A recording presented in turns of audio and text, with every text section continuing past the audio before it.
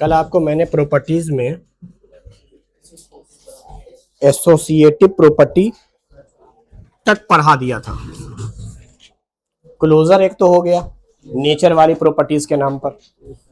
Pattern में 3 होते हैं जिसमें से मैंने 2 पढ़ाए। एक पढ़ाया आपको कॉम्यूटेटिव जिसमें 2 नंबर थे, सीधे उलट पुलट हो जाते थे, उसमें एडिशन और मल्टीप्लिकेशन खाली था।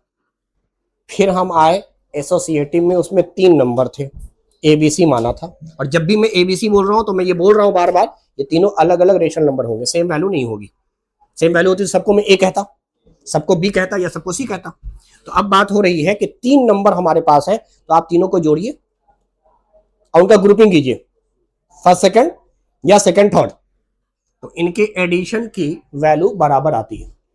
जो वैल्यू एलएचएस में आवेगी वही वैल्यू आरएचएस में आवेगी। नेचर की बात नहीं हो रही है, वैल्यू की बात हो रही है। पैटर्न पर वैल्यू विल सेम, तो हम कहेंगे कि भाई ग्रुपिंग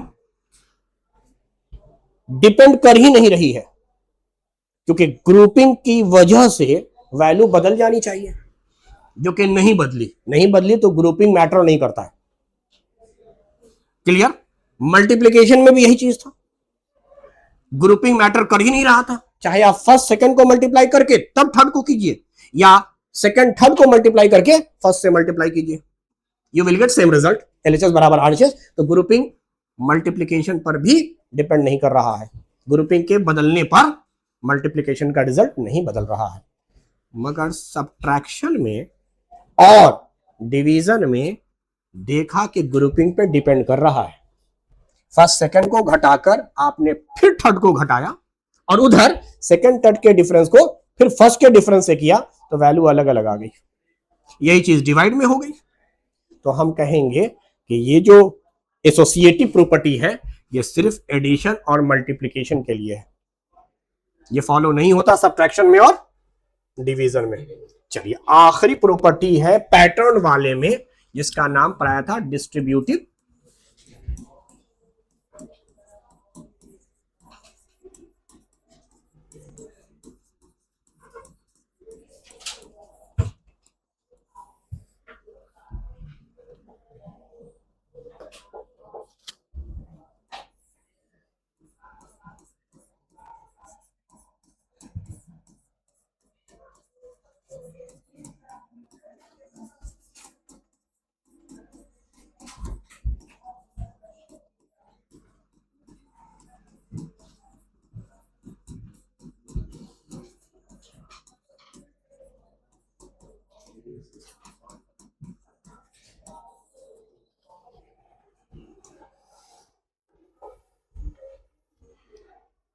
तीन नंबर है।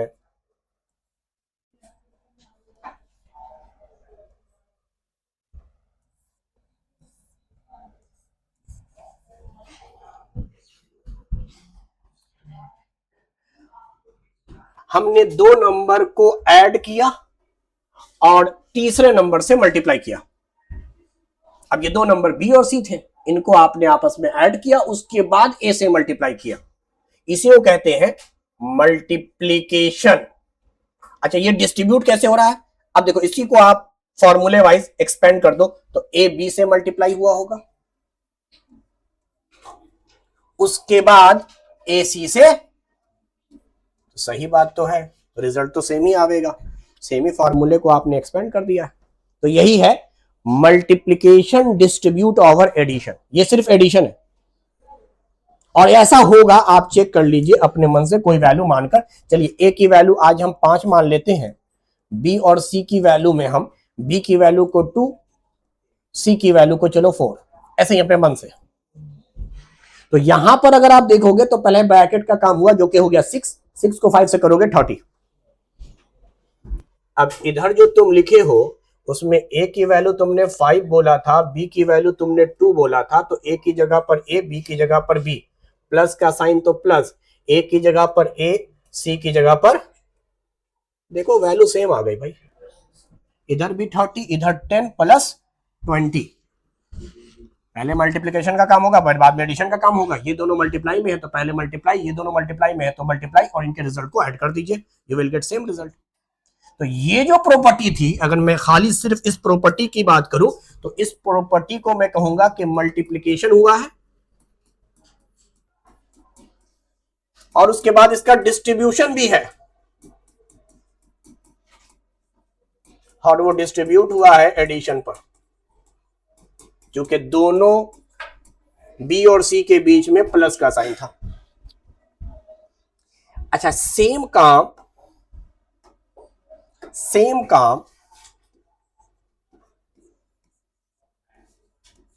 इस पर भी हो सकता है।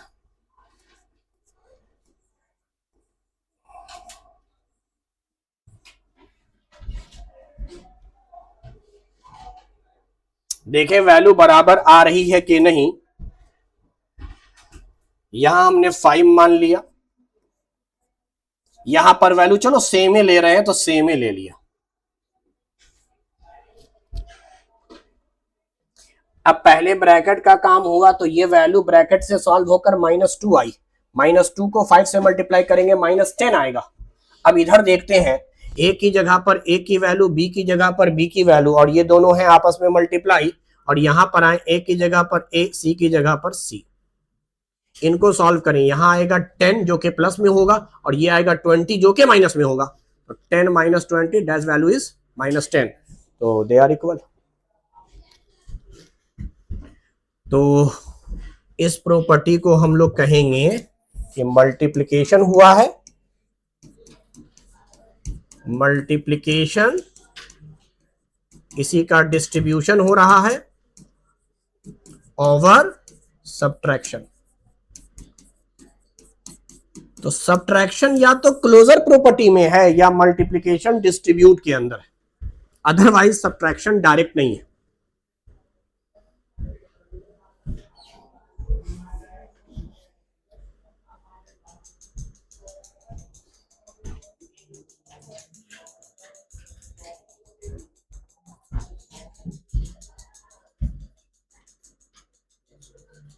बोलो।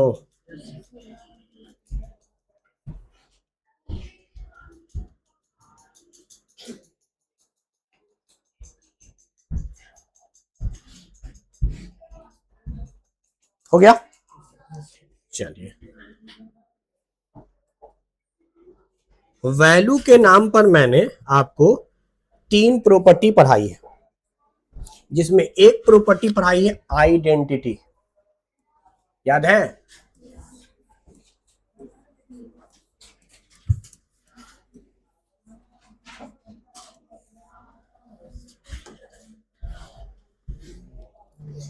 मैथ में आइडेंटिटी इस चैप्टर के अंदर, वैसे हर जगह बदल जाएगा, आइडेंटिटी का एक मतलब होता है सेम नंबर, आइडेंटिटी का एक मतलब होता है सेम वैल्यू सेम नंबर, इसी को हम आइडेंटिटी कहते हैं।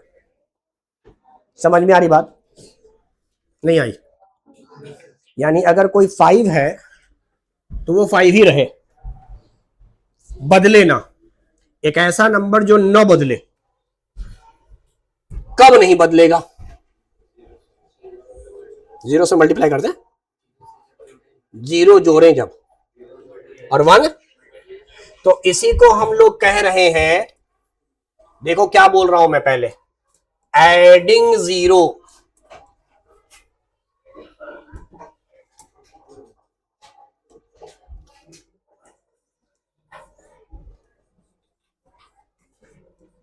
और multiplying with 1 does not change the value of number। जब वैल्यू नहीं बदलेगी तो टाइप भी नहीं बदलेगा, जो जिस टाइप का है उसी टाइप करेगा, क्योंकि वैल्यू ही सेम है। अगर वो ऑड है तो ऑड ही रहेगा, इवन है तो इवन रहेगा, रेशनल है तो रेशनल ही रहेगा, इर्रेशनल है इर्रेशनल रहेगा। 0 ऐड करने पर नंबर की वैल्यू में बदलाव नहीं हुआ तो उसके नेचर में ही बदलाव नहीं हुआ, उसके टाइप में भी बदलाव नहीं हुआ, वो तो सेम ही चीज मिल गई। इसीलिए कहा जाता है जीरो को कहते हैं एडेटिव आइडेंटिटी।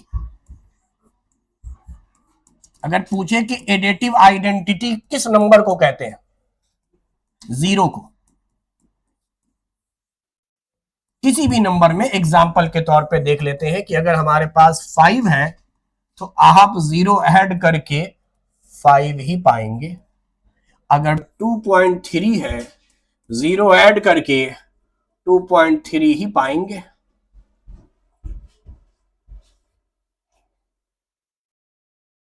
क्लियर? अच्छा, 0 plus 9/8 you will get 0 plus, ऐसे ही मैं वैल्यू दे देता हूं, 7 will get। अच्छा, मुझे एक बात बताओ, क्या मैं जीरो को सब्ट्रैक्टिव आइडेंटिटी भी बोल सकता हूं? हाँ कि ना? जो लोग हाँ बोल रहे हैं वो मुझे समझाएं।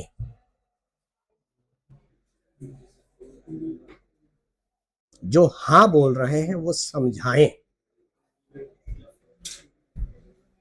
बोलो ना जल्दी से जी।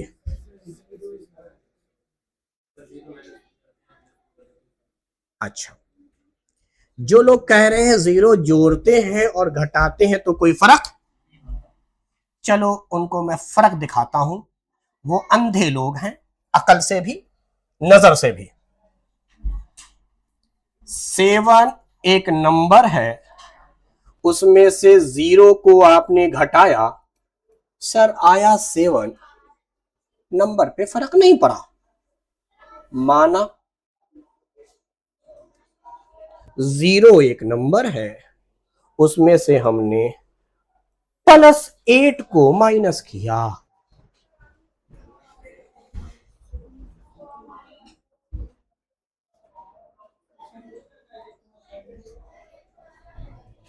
सेम वैल्यू मिल गया। This is why you are अकल का अंधा।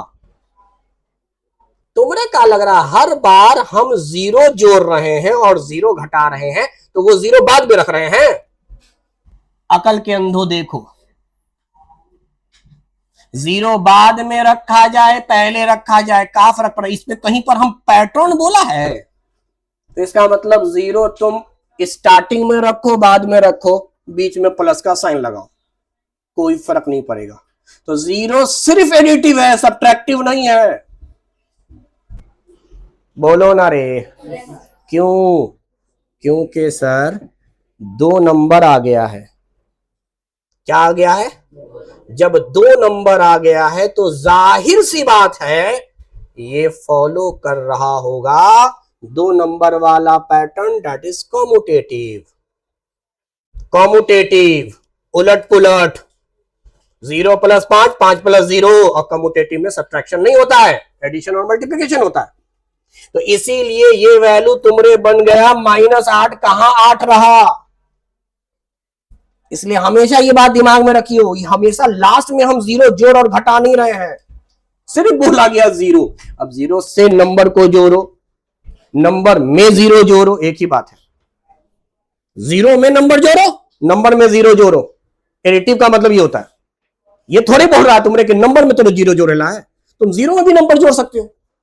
यहां नंबर में तुम जीरो जोड़े हो, यहां जीरो में नंबर जोड़े हो, कोई फर्क नहीं पड़ रहा है सर। एडिशन में फर्क नहीं पड़ता है, सब्ट्रैक्शन में फर्क पड़ता है सर। नंबर में से जीरो माइनस कीजिएगा, नंबर रहेगा। नंबर में से जीरो माइनस कीजिएगा, नंबर। जीरो में से नंबर निकालिएगा, साइन चेंज हो जाएगा। साइन चेंज होने का मतलब वैल्यू बदल गई। ग्राफ पर 7 अलग है, -7 अलग पॉइंट है सर। इसलिए सब बात नहीं बोलेंगे कि जीरो एक सब्ट्रैक्टिव आइडेंटिटी भी है ना, सिर्फ एडिटिव ही है, नेवर सब्ट्रैक्टिव। अगली बात सुनेगा, 1 मल्टीप्लाई किया है ना, तो मल्टीप्लिकेटिव आइडेंटिटी है। क्या है? मल्टीप्लिकेटिव क्यों? एग्जाम्पल पर देखते हैं सर। 7 में मल्टीप्लाई कीजिए 1 से, नंबर चेंज नहीं हुआ। 3/8 में 1 से मल्टीप्लाई कीजिए, नंबर चेंज। या 1 में 3 से कीजिए, 3 रहा। 1 में 2.8 से मल्टीप्लाई कीजिए,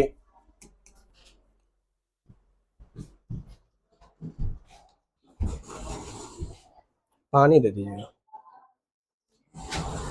बात समझ में आ रही है? पक्की बात बोलो। तो क्या तुम अब ये भी बोल सकते हो कि 1 एक डिवीजन आइडेंटिटी है? अच्छा, अब अकल खुल गई, क्योंकि 1 से अगर तुम डिवाइड कर रहे हो तब तो वही रहेगा 7 डिवाइड बाई 1, मगर 1/7, 1 को डिवाइड कर 7 से, 7 नहीं रहा सर, 7 बिकम 1/7। पैटर्न मैटर करता है, इसीलिए कम्यूटेटिव में डिवीजन भी नहीं था। तो ये दोनों वैल्यू पर्टिकुलर फिक्स है। एडिटिव आइडेंटिटी 0 ही है, 0 के अलावा कुछ नहीं है, और ये एडिटिव के अलावा सब्ट्रैक्टिव नहीं हो सकता। और मल्टीप्लिकेटिव आइडेंटिटी भी फिक्स है। ये दोनों फिक्स है, इसके अलावा इनके नाम नहीं हो सकते कुछ। 0 को सब्ट्रैक्टिव नहीं बोल सकते, 0 को मल्टीप्लिकेटिव नहीं बोल सकते, डिवीजन नहीं बोल सकते, और इस 1 को ना एडिटिव बोलेंगे, ना सब्ट्रैक्टिव बोलेंगे, ना डिवीजन बोलेंगे, मल्टीप्लिकेटिव ही बोलेंगे। 1 is multiplicative inverse, 0 is additive inverse, sorry additive identity. ये सब आइडेंटिटी है, क्योंकि नंबर नहीं चेंज हुआ। और मैंने कहा आइडेंटिटी का मतलब होता है सेम नंबर। 5 में तुम जोड़ो या मल्टीप्लाई करो, 5 रहे। सर 0 जोड़ेंगे और 1 मल्टीप्लाई करेंगे, चाहे आप 5 पहले 0 पहले लगा दीजिए, बाद में लगा दीजिए, जोड़ने में कोई दिक्कत नहीं है। सीक्वेंस मैटर नहीं करता यहां पर।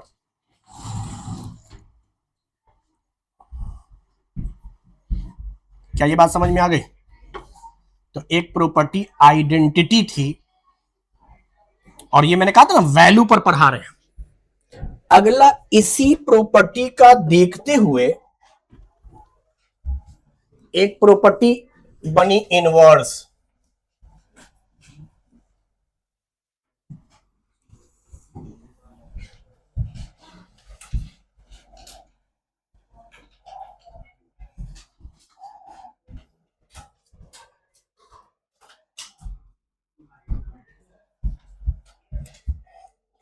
इसको मैं वैल्यू के अंदर पढ़ रहा था क्या? वैल्यू के अंदर पढ़ रहा था ना। अब वैल्यू में भी कायदे से अगर समझे, वैल्यू में समझे, तो 2 बातें होती हैं। या तो 2 नंबर के वैल्यू सेम हो तो आइडेंटिटी, और सेम ना हो तो इनवर्स। सेम ना हो तो इनवर्स। इत्तेफाक से कभी हो जाए सेम तो अलग बात है, लेकिन अभी हम बात कर रहे हैं वैल्यू को जो हम क्लासिफाई कर रहे थे, तो वैल्यू के अंदर हम अब बात कर रहे हैं वैल्यू का सेम होना आइडेंटिटी कहलाता है, और वैल्यू का सेम न होना, मगर इनवर्स में ऐसा नहीं कि सर सेम नहीं है तो कुछ भी हो जाए। उस बात को अब हम आगे करते हैं। वो जो आपका 0 वाली बात है, उसको अब देखिए कैसे तरीके से हम आगे समझाने की कोशिश करते हैं। इनवर्स 2 टाइप का होगा। एक कहलाता है एडेटिव इनवर्स।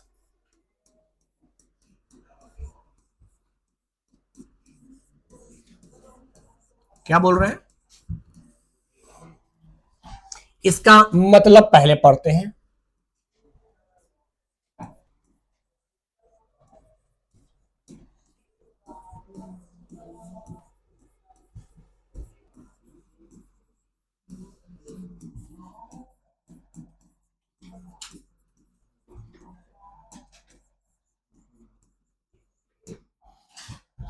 दो नंबर इस तरह से हो कि उनको जब हम आपस में जोड़ें तो उसका वैल्यू 0 आ जाए।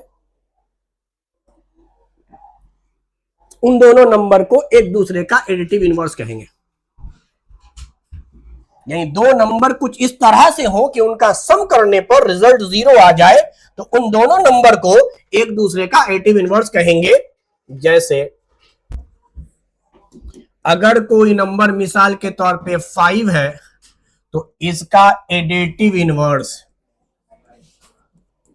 अब जीरो लाने के लिए जाहिर सी बात है तुम सिर्फ साइन चेंज करोगे। Additive inverse of 5 is -5। अब डायरेक्ट लिख देता हूं, 7 का एडिटिव इनवर्स होगा, अच्छा, -2/9 का एडिटिव इनवर्स होगा +2/9।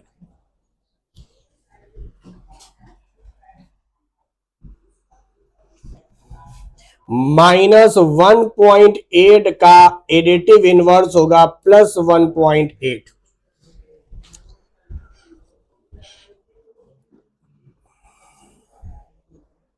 बोलो।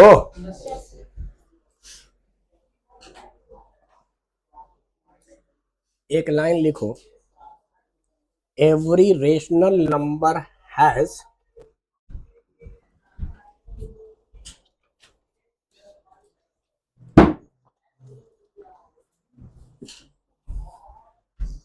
every rational number has its additive inverse। every rational number has its additive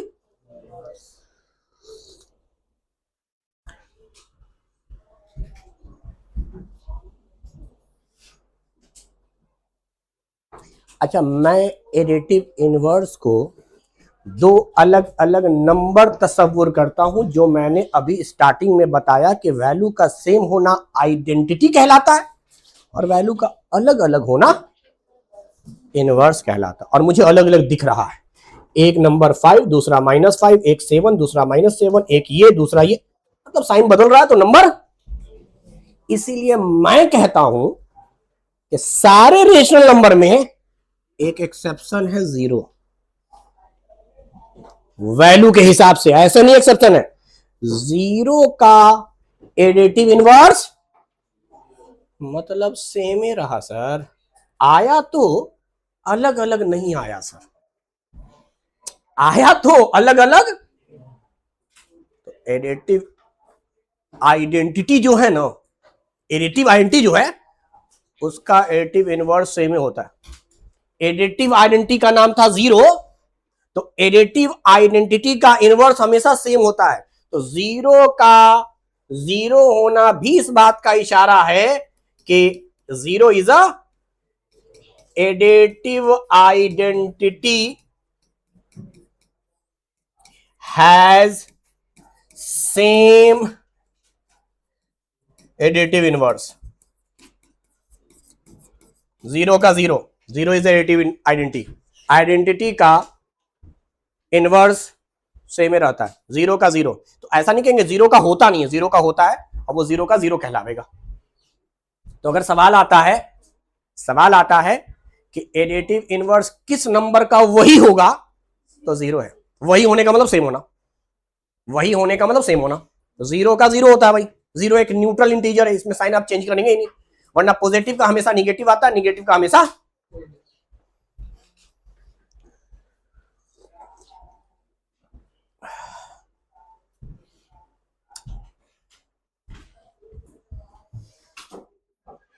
clear?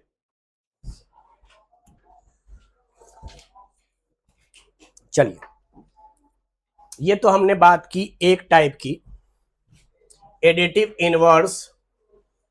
अब हम बात कर रहे हैं इसी में दूसरा, जिसको कहेंगे मल्टीप्लिकेटिव।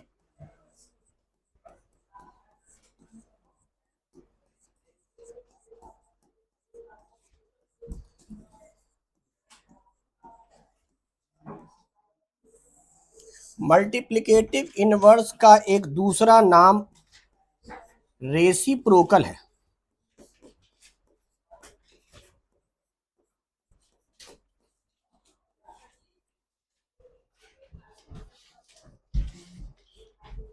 मल्टीप्लिकेटिव इनवर्स का दूसरा नाम रेसिप्रोकल है।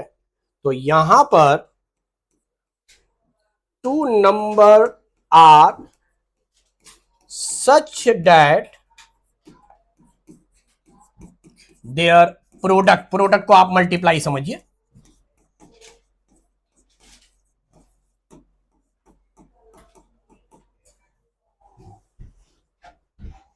दो नंबर इस तरह से होंगे कि जब आप उनको मल्टीप्लाई करें तो आपस में वो 1 हो जाए। एग्जाम्पल देख लेते हैं।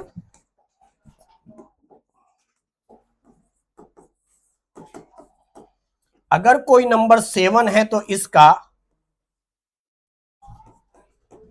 मल्टीप्लिकेटिव इनवर्स या रेसिप्रोकल क्या हो जाएगा? 1/7। अच्छा, -3 का -1/3, साइन चेंज नहीं होता है। अच्छा, 2.8 का बताओ जल्दी से। हम्म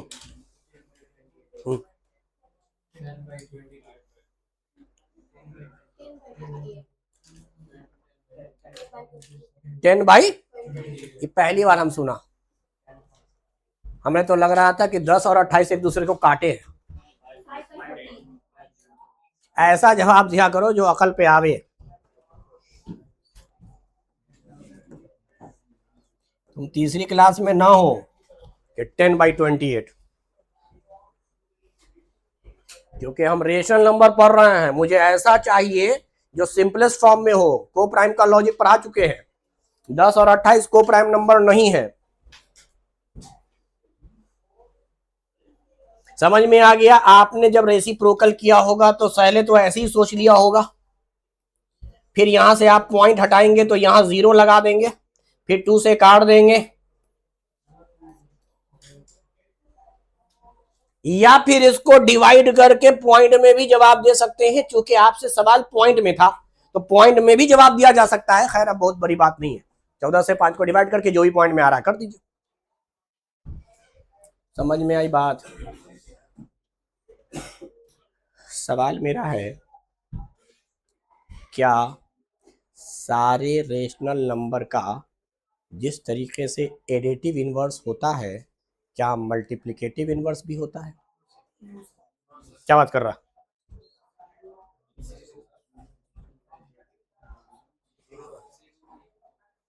लिख बात को, लिख बात को,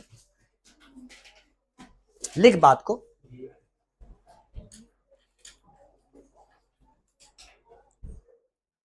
All rational number having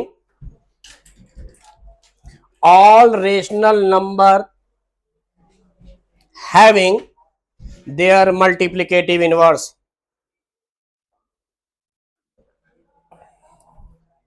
except 0।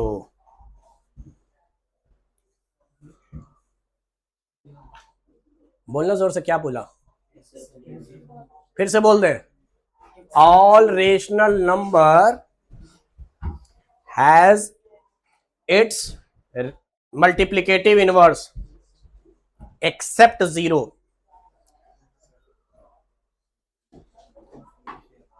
Except, पहले हम इस पर आ रहे हैं। 1 का, अरे 1 का क्या होगा? क्योंकि 1 क्या था? 1 क्या था? 1 क्या था? Multiplicative identity. उसका तो वही आवेगा। एक और मजेदार बात है इसमें, बोले, बोलना रे।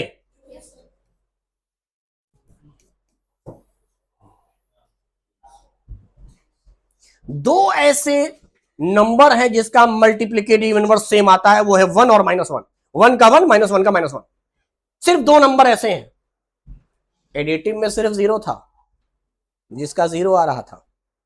मल्टीप्लिकेटिव में दो हैं, 1 और, बोलो जल्दी से।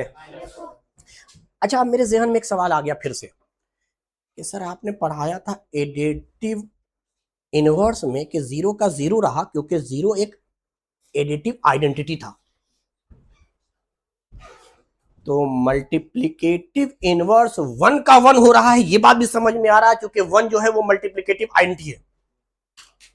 क्या -1 का मल्टीप्लिकेटिव इनवर्स चूंकि -1 हुआ है तो क्या -1 भी मल्टीप्लिकेटिव आइडेंटिटी में शुमार होगा? हो सकता है जहन से आपके बात निकल गई होगी, बताना भूल गए होंगे जब मल्टीप्लिकेटिव आईएनटी पढ़ा रहे थे। बोलो ना जल्दी से यार, क्या मल्टीप्लिकेटिव आईएनटी -1 को बोल सकते हैं? क्यों चेंज हो जाएगा? कौन सा चेंज हो जाएगा? हर नंबर। ते खाली पॉजिटिव पे है रे बेवकूफ। देख ध्यान से, 5 को -1 से मल्टीप्लाई करेंगे और अगर -2 को करेंगे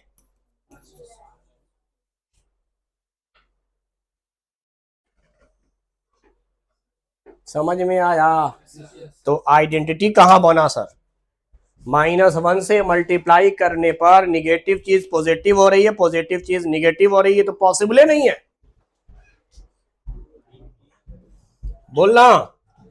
तो ये जहन में गलत फहमी मत पालना कि चूंकि 1 का मल्टीप्लिकेटिव इनवर्स या रेसिप्रोकल 1 है, -1 का -1 है, तो -1 हो सकता है मल्टीप्लिकेटिव आईएनटी होना। जो पढ़ाया बस वही दोनों था।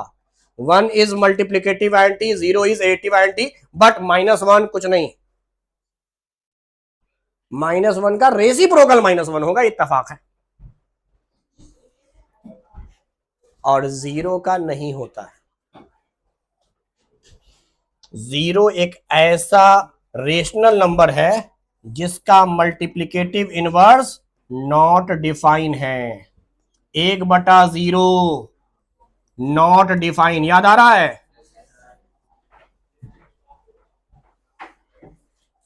तो इसलिए लिखवाया सारे रेशनल नंबर का एडिटिव तो होगा, मल्टीप्लिकेटिव 0 के अलावा सबका होगा।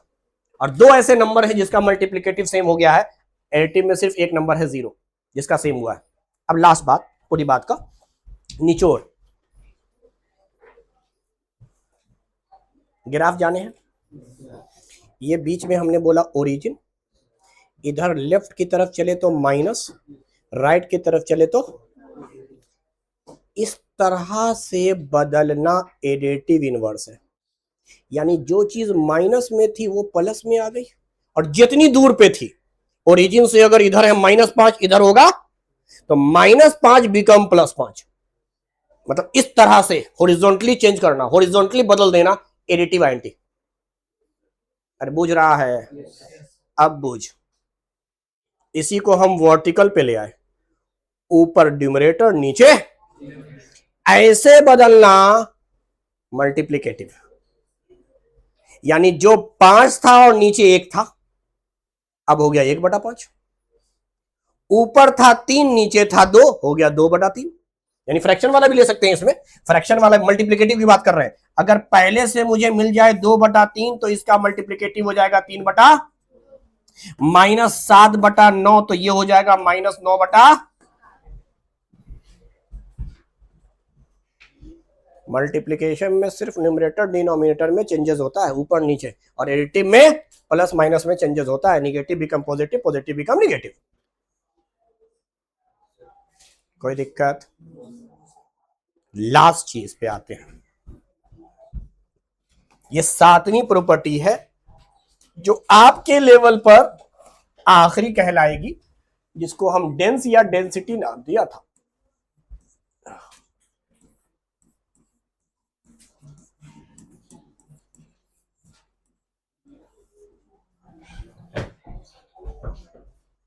इसको पढ़ने से पहले एक सवाल है आपसे, पूछे रेशनल नंबर है, 1 रेशनल नंबर है?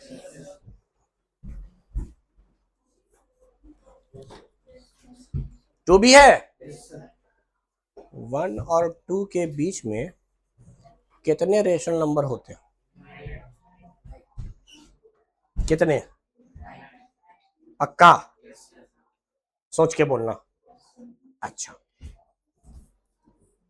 1 और 1.1, क्या ये दोनों भी रेशनल नंबर है?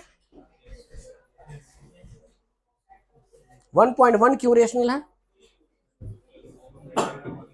क्योंकि टर्मिनेटिंग डेसिमल है। इसको फ्रैक्शन में लिख सकते हैं फ्रैक्शन बोले तो p बाई क्यू, p बन जाएगा 11, q बन जाएगा 10, को प्राइम नंबर भी है, q नॉट इक्वल टू 0 भी। सर कंडीशन सारा फुलफिल्ड हो रहा है, p by Q, q not equal to 0, p q दोनों इंटीजर, साथ में को प्राइम 11/10 करने पर। इसलिए इसको हम कह रहे हैं, क्या इन दोनों के बीच में कितने रेशनल नंबर हैं? आई वी इनफाइनाइट। अब कैसे पता तेरे? अच्छा इनके बीच का कोई नंबर बता दे। 1.01, ये बात सही थी। 1.001, 1.002, 1.0000009। समझ में आया? यही बात थी इसमें। दो अलग अलग रेशनल नंबर के बीच में कोई रेशनल नंबर जरूर होता है। ये सिर्फ बात कर रहा है कोई की, मैं बात कर रहा हूं इनफाइनाइट होते हैं। और ये क्या कह रहा है कि कोई दो रेशनल नंबर जो अलग अलग वैल्यू है, डिस्टिंक्ट, डिफरेंट वैल्यू को डिस्टिंक्ट बोलते हैं, अलग अलग दो डिफरेंट रेशनल नंबर के बीच में कोई ना कोई रेशनल नंबर होता ही होता है। अच्छा ये जिसकी तरफ इशारा कर रहा है उस पर आवेंगे बाद में, वो किसकी इशारा कर रहा है कि एक ही वैल्यू क्यों होंगे। लेकिन इससे पहले हम एक लाइन लिखते हैं जो इस प्रॉपर्टी का हिस्सा नहीं है, एक जनरल लाइन लिखते हैं। लिख, there are always infinite, there are always infinite, there are always infinite, there are always infinite rational number between two distinct या different rational number, between two distinct और different rational number।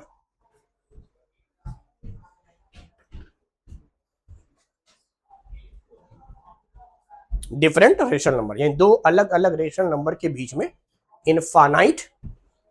अच्छा infinite क्या होता पता तुम्हें?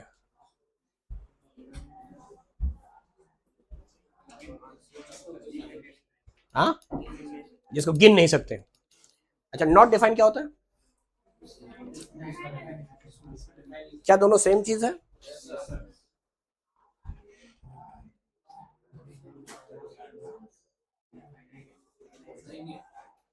अच्छा तुम ही बच्चा हो, तुम अपने लेवल पर मानो दोनों सेम चीज,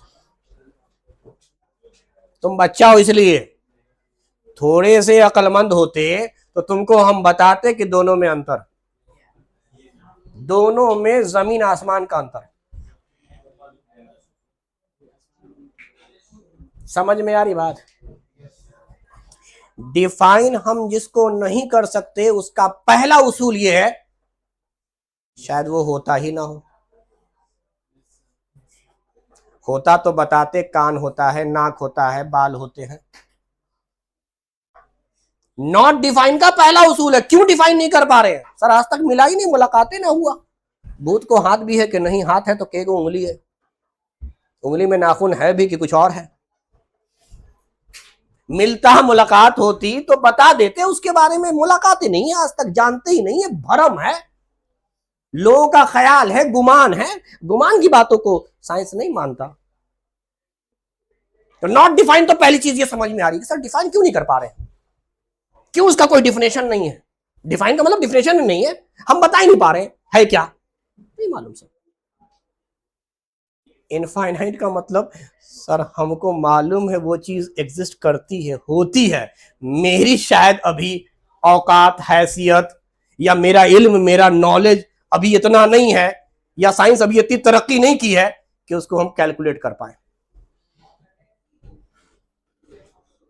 समुंदर के अंदर के बूंद पानी है, पता नहीं सर, बट समुंदर है, दिख रहा है, इसको ही नहीं कह सकते नॉट डिफाइन, ये बेवकूफी है। करेंगे सर डिफाइन, क्या बात कर रहे हैं, करेंगे डिफाइन सर, है समुंदर, दिख रहा है मुझे पानी, डेफिनेशन बनेगी, इसकी लंबाई चौड़ाई हम मेजर कर सकते हैं, कौन नदी सबसे लंबी है, कौन छोटी है, कौन कहां से जा रही है, कहां जा रही है, पता है सर। मगर एग्जैक्ट हम वैल्यू नहीं बता पाएंगे।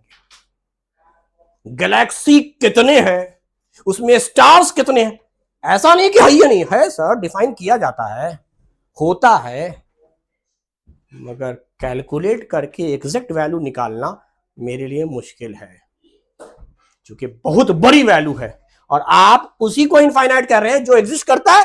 बहुत बड़ी वैल्यू होती है, इतनी बड़ी वैल्यू है कि आप उसको कैलकुलेट ही नहीं कर पा रहे, कैलकुलेटर फेल, एक डिजिट तक पहुंचेगा, बहुत ऊपर की वैल्यू। समझ रहा बात को? इतनी बड़ी वैल्यू है कि आप कैलकुलेट नहीं कर पाए, तो बहुत लार्ज वैल्यू को इनफाइनाइट कहा जाए। वैल्यू होती है बहुत लार्ज वैल्यू, एक चीज जो आपके कल्पना ही में नहीं है, या सिर्फ कल्पना में हकीकत में नहीं है, उसको आप कहिए नॉट डिफाइंड। समझ में आई? बट फिर वही बात घूम फिर कर, तुम्हारे अपने लेवल वाली बात, तुम दोनों को सेम मान सकते हो, कोई हर्ज नहीं है, तुम अपने लेवल पर दोनों को सेम मान लो, मुझे कोई गुरेज नहीं है।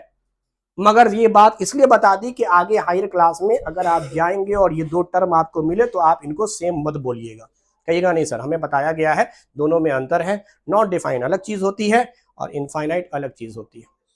इनफाइनाइट वो वैल्यू होती है जिसको हम कैलकुलेट नहीं कर पाते हैं, जिसको आप कैलकुलेट नहीं कर पाते हैं, आप सरेंडर कर देते हैं, उसी को आप इनफाइनाइट कहते हैं। और जो चीज एग्जिस्ट नहीं कर रहा है उसके बारे में क्या बातचीत करें, तो है ही नहीं। बुझ गया? चल वापस आ। तो वो लाइन तो लिख लिया कि दो अलग अलग रेशनल नंबर के बीच में इनफाइनाइट मतलब होंगे, एग्जिस्ट करेगा, नंबर लाइन पे रेशनल नंबर दिखलाए जाते हैं, कितने हैं पता नहीं सर, हम कैलकुलेट नहीं कर पा रहे, इसलिए इनफाइनाइट लिखवाया, नॉट डिफाइन नहीं लिखवाया।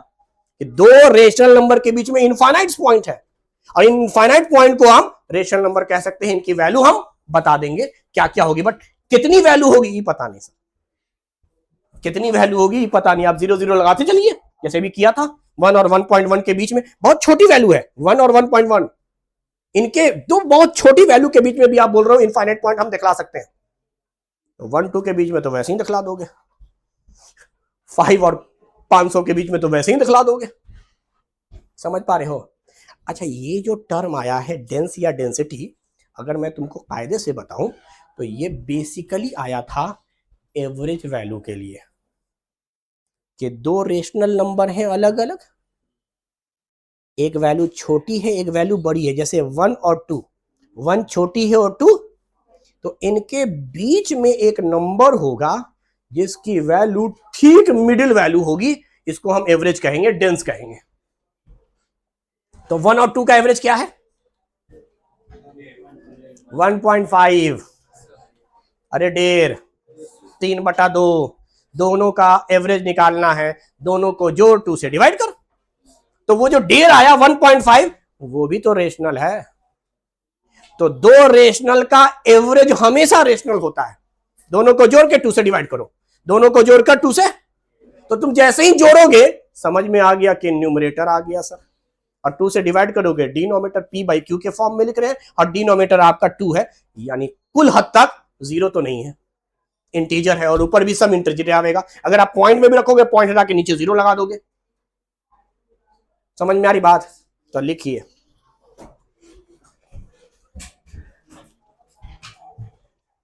there is always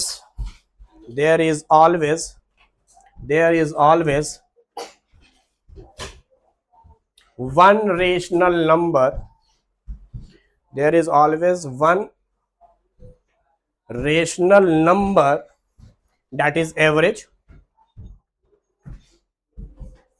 of two different rational number.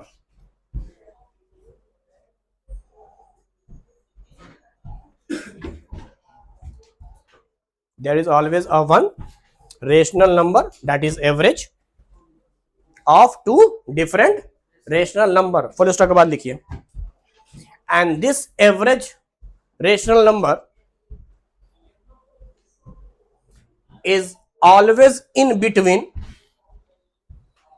and this average rational number is always in between these two rational number.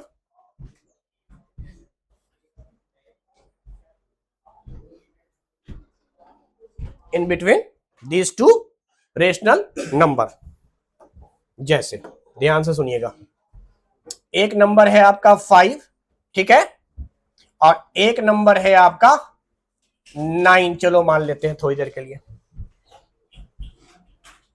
ठीक है। अब ये दो नंबर है 5 और 9, हालांकि इसके बीच में इनफाइनाइट हो सकते हैं, बट मुझे चाहिए एवरेज। तो बताओ तो इन दोनों रेशनल नंबर का एवरेज क्या आया? कोई दिक्कत? दोनों को जोड़ के 2 से डिवाइड करोगे, वैल्यू क्या आएगा? तो 7 जो होगा, अगर तुम ग्राफ पर देखो तो एक नंबर 5 था, एक नंबर 9 था, बीच में कहीं 6 होता, कहीं 7 होता, कहीं, तो ये जो 7 है वो बिल्कुल बीचों बीच में है। 5 और 9 के ठीक बीच में है। 5 से अगर आप 2 कदम चलेंगे तो 7 पर पहुंचेंगे, 9 से भी 2 कदम चलेंगे तो इसीलिए इसको हम लोग एक तो एवरेज नाम देते हैं,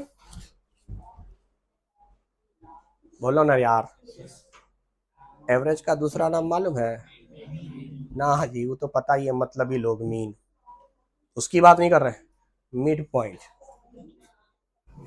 ज्योमेट्री में मिड पॉइंट कह देते हैं और हकीकत में एवरेज कहते हैं। तो यही मिड पॉइंट है ग्राफ में, जब आप रिप्रेजेंट कीजिएगा।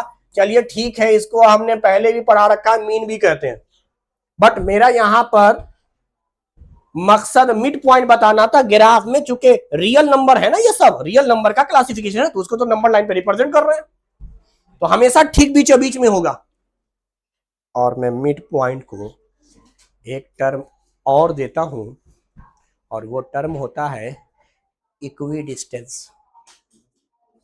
7 is at equidistance from 5 and 9। 7 दोनों से बराबर दूरी पे है, बराबर दूरी का नाम है इक्वी डिस्टेंस। इन सबको डेंस कह देते हैं। तो दो रेशनल नंबर के बीच में इनफाइनाइट रेशनल नंबर होते हैं, और उसमें से एक रेशनल नंबर जो ठीक बीचों बीच में होगा उसको हम मिड पॉइंट कहेंगे, एवरेज कहेंगे। और ये किसी भी दो अलग अलग रेशनल नंबर के बीच में हो सकता है, जैसे -2 एंड -8। सर इसका एवरेज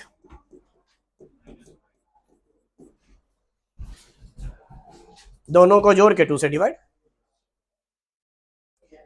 तो ऐसा नहीं है कि निगेटिव का निगेटिव ही आवेगा, हो सकता है एक निगेटिव एक पॉजिटिव भी रेशनल नंबर लिए जाए। मान लीजिए -10 एंड +30, इसका एवरेज निकालिए।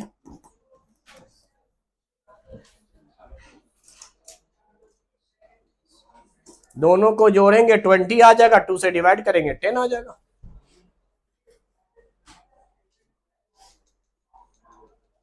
समझ में बात आ रही है? डेसिमल में भी आ सकता था सर, जो आपने शुरू में बोला था 1 और 2, इसका जब आप एवरेज निकालिएगा तो वो वैल्यू आवेगा फ्रैक्शन में 3/2, डेसिमल में 1.5।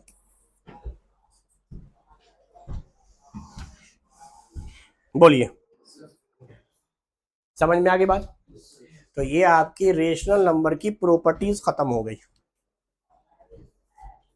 क्लोजर प्रॉपर्टी पढ़ा दिया, जो पूरे नेचर की बात कर रहा है। दो रेशनल को जोड़िएगा, रेशनल आवेगा, दो रेशनल को घटाइएगा, रेशनल आवेगा वैल्यू, दो रेशनल को मल्टीप्लाई कीजिएगा, रेशनल आवेगा। डिवीजन में याद रखिए, जीरो के अलावा डिवाइड करने पर भी रेशनल आ जाता, मगर जीरो नहीं बोलेगा तब। नॉन जीरो रेशनल नंबर तो उसको कहेंगे कि हाँ भैया वो क्लोज अंडर डिवीजन है। लेकिन अगर सारे रेशनल नंबर हो या नॉन जीरो टर्म ना आवे तो कहेंगे डिवीजन में रूल फॉलो नहीं होता है। तो क्लोजर प्रॉपर्टी सिर्फ एडिशन के लिए, सब्ट्रैक्शन के लिए, मल्टीप्लिकेशन के लिए। अब आप पैटर्न वाले में दो उलट पुलट, उसमें क्लोजर है। अच्छा, पैटर्न में सिर्फ दो ही हो रही है, एडिशन मल्टीप्लिकेशन, अब सब्ट्रैक्शन नहीं है। क्लोजर प्रॉपर्टी में सब्ट्रैक्शन भी था, पैटर्न वाले में, इसलिए मैं थोड़ा सा अलग करता हूं कि जब हम पैटर्न वाले में आ रहे हैं तो 3 पढ़ रहे हैं, कम्यूटेटिव, एसोसिएटिव, डिस्ट्रीब्यूटिव। इन तीनों में एडिशन या मल्टीप्लिकेशन ही है। सबट्रैक्शन फॉलो नहीं होगा, डिवीजन फॉलो नहीं होगा। अब आए वैल्यू में, सेम वैल्यू का नाम आइडेंटिटी है, उसमें 0 जोड़ना है या 1 से मल्टीप्लाई करना है। और डिफरेंट को आपने इनवर्स कहा है। इनवर्स भी दो तरह के, एडिटिव हॉरिजॉन्टली मूवमेंट, प्लस का माइनस, माइनस का प्लस, 0 का 0 और सब का होता है। सारे रेशनल नंबर का एडिटिव इनवर्स तो होता ही होता है। रेसिप्रोकल वाले में दिक्कत है, जो कि ऐसे आप कर रहे हैं। ऐसे वाले में क्या हो रहा है कि अगर ऊपर 0 है तो नीचे 0 नहीं होना चाहिए, वरना रेशनल है ना है। और ये सब रेशनल की प्रॉपर्टी थी। समझ में आ रही बात है? तो मल्टीप्लिकेटिव इनवर्स में 0 का नहीं होगा, और 1 का 1, -1 का -1, multiplicative inverse, different different value. और लास्ट है डेंसिटी, जिसमें दो के बीच में एक वैल्यू आ रही है, उस वैल्यू का नाम एवरेज है। वैसे कोई भी वैल्यू हो सकती है, एवरेज के अलावा भी वैल्यू हो सकती है। मैंने पहले बोल दिया इनफाइनाइट, दो रेशनल नंबर के बीच में इनफाइनाइट पॉइंट्स होंगे, यानी इनफाइनाइट रेशनल नंबर होगा। इस प्रॉपर्टी को डेंस कह दिया गया, डेंसिटी कह दिया गया। क्लियर? चलिए।